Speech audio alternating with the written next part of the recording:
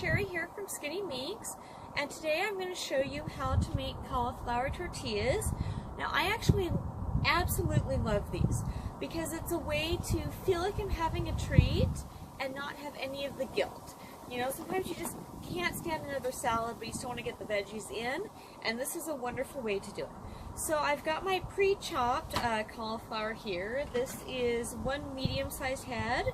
I'm going to use either one medium-sized head or 3/4 of a large head of cauliflower.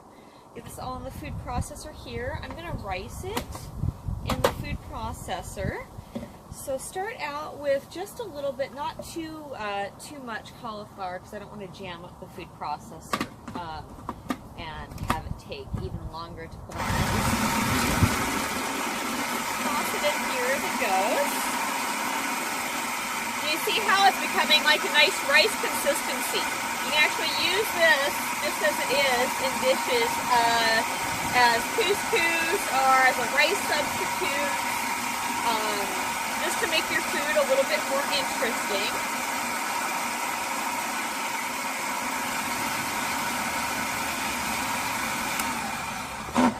So I'm just going to quickly dump the rest of this in here.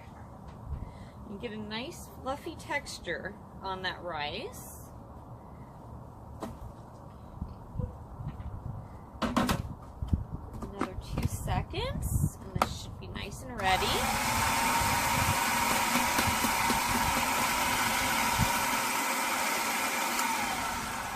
Okay, perfect. So I've got my riced cauliflower here.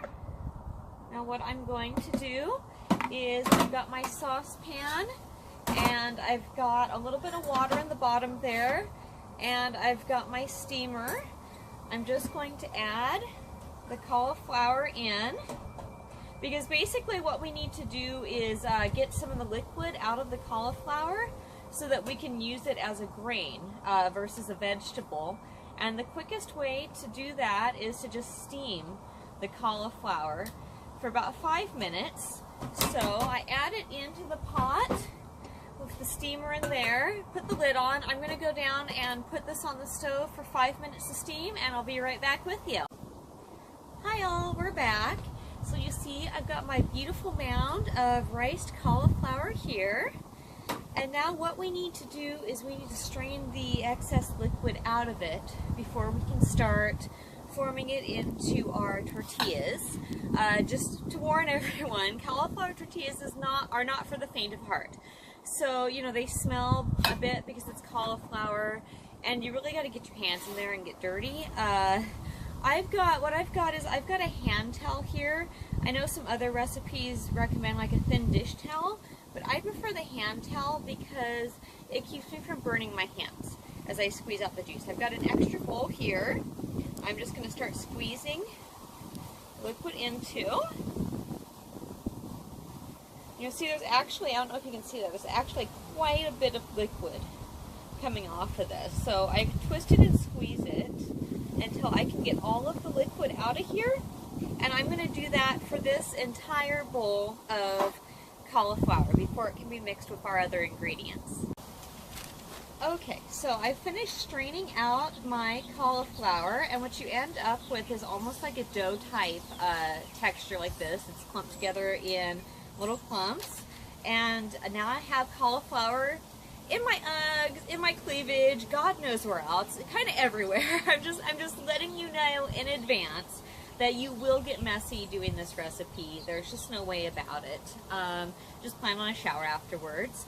So I've got my cauliflower, and I added in 1/4 of a cup of rough chopped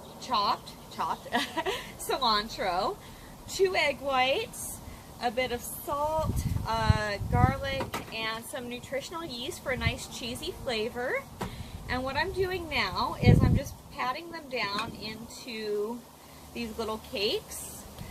So rough pat in my palms here, and then I put it on the sheet, and I actually smush it with my palm to get like a nice kind of mini tortilla, baby tortilla shape onto the parchment paper. You got to use the parchment paper on the cookie sheet because they will pretty much stick to anything else, and you don't want to ruin your baby tortillas by trying to scrape them off the sheet.